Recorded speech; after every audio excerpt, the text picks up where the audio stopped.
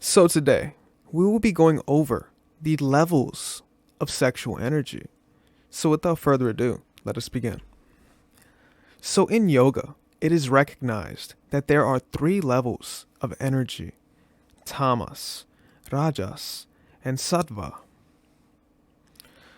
So, based on the description, it's like saying there's the light, there's the dark, and then there's the in between as well. Okay?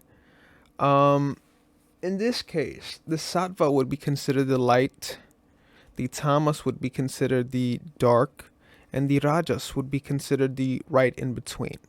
So let's continue and explain this further. Sex that is crude, violent, selfish, unredeeming, where people are treated as if they are objects without feeling, is tamasic. As the sensitivity of the partners is underdeveloped, they resort to gross stimuli in order to get off. Tamasic sex is symbolized by the color black. So, sex that is animalistic and doesn't have any spiritual connection, that is often seen as just objectifying, right, is considered tamasic sex. And it will give off this color of that dark color, right? Because that's the energy that it's emitting. It's a dark energy because there's no actual spiritual connection involved.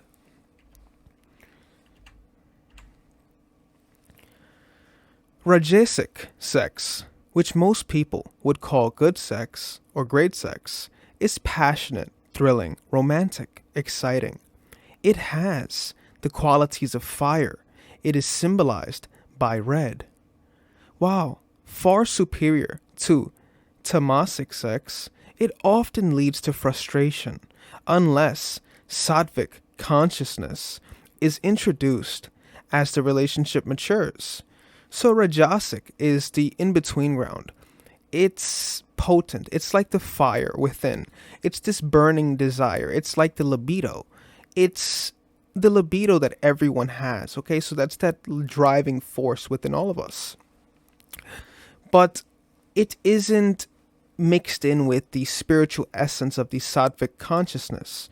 Every relationship needs its sattvic consciousness, or the Rajasic fire will eventually burn out and the relationship will secede afterwards or go into a whirlwind, right? So you have to introduce the sattvic consciousness as the relationship matures, or make that the foundation of the relationship before the relationship is even matured. So, for example, a hot cold involvement, as in the expression the fire went out, may develop. A typical response is either to find a new partner or keep the relationship but have an affair. If the conflict further degenerates, the classic love-hate relationship results. Tamasic behavior, such as verbal or physical violence, tends to dominate. So guys, this happens many times in many relationships because many of us or many people are not understanding how powerful words are or powerful our actions are. Many of us don't realize that you are playing God in your own life, but in that same essence, you are playing because you don't know what you're doing in some cases. Some people do. But what we have here, this image showing the Creator, Vishnu, and Shiva, this shows the Trinity in which everything is. We have this Trinity in play because it represents us, the representation between humans and nature, the microcosm and the macrocosm. These things are intertwined for a reason. So, with this hot cold involvement, with the tamasic behaviors, or just only using the rajoguna, this consciousness of sattva has to be introduced at some point within the relationship for the longevity. If it's just a physical relationship, it will only stay here in the Midgard. To reach the harmony that is within from the above, you would need to introduce this sattvic love. But for the most part, many people are down here, right? Destruction, right? Just objectifying destruction and, at the lowest part of where they could be, because it's a part of us. It's all a part of us. All three of it is parts of us.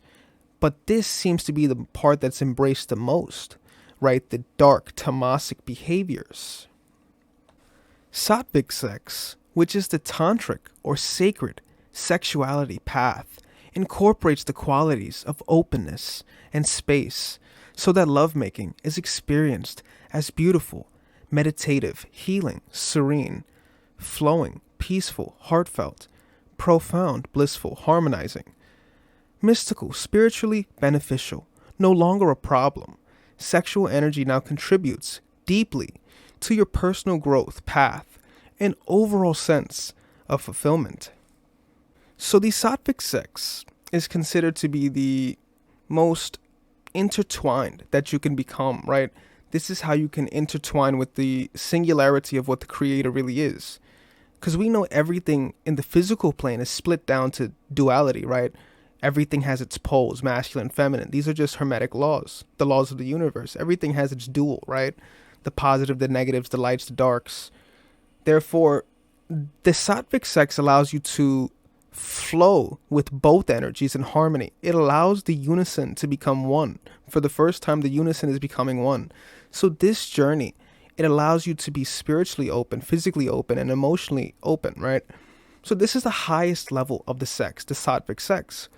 Therefore, it's essential you preserve your energy for someone that you know has energy that is nurturing, loving, and sacred for you, because it's a sacred practice, a sacred energy.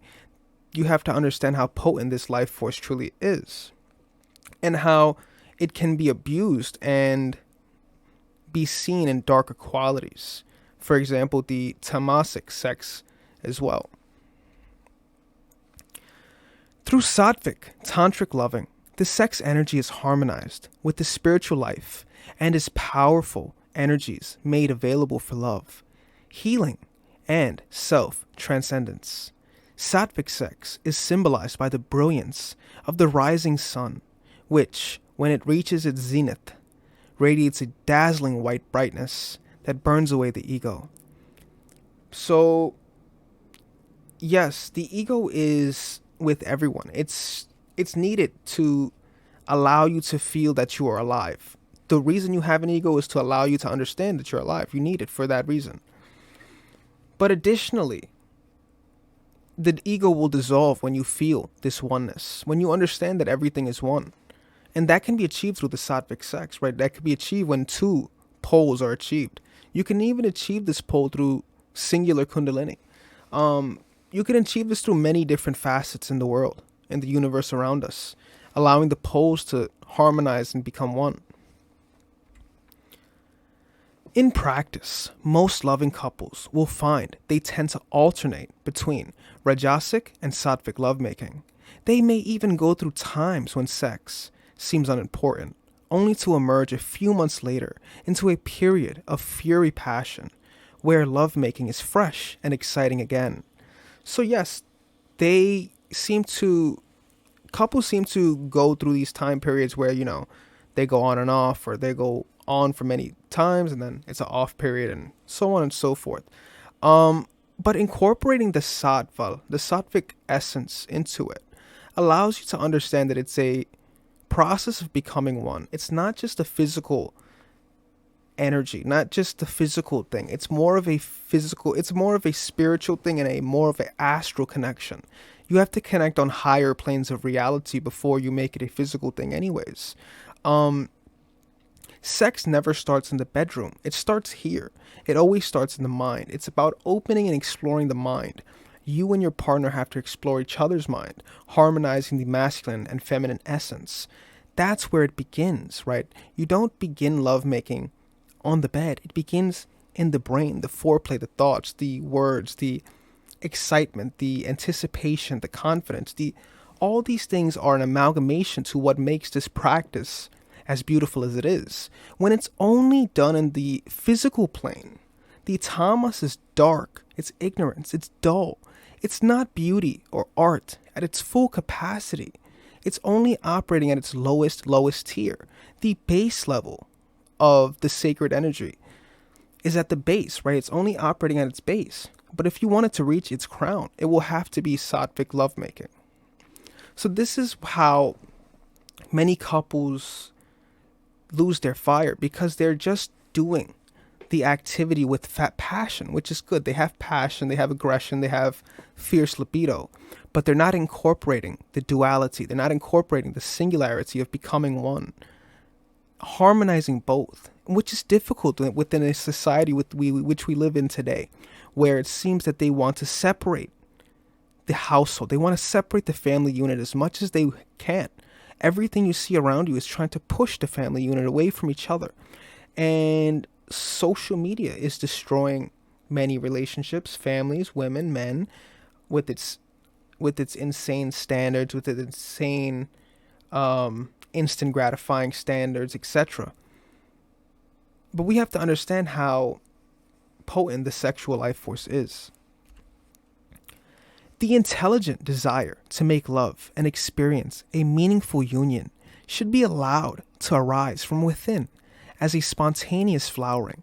Rigid rules for spiritualizing sex, even if well-intentioned, tend to backfire, obstructing the natural inner flow, which knows the best way intuitively without thinking.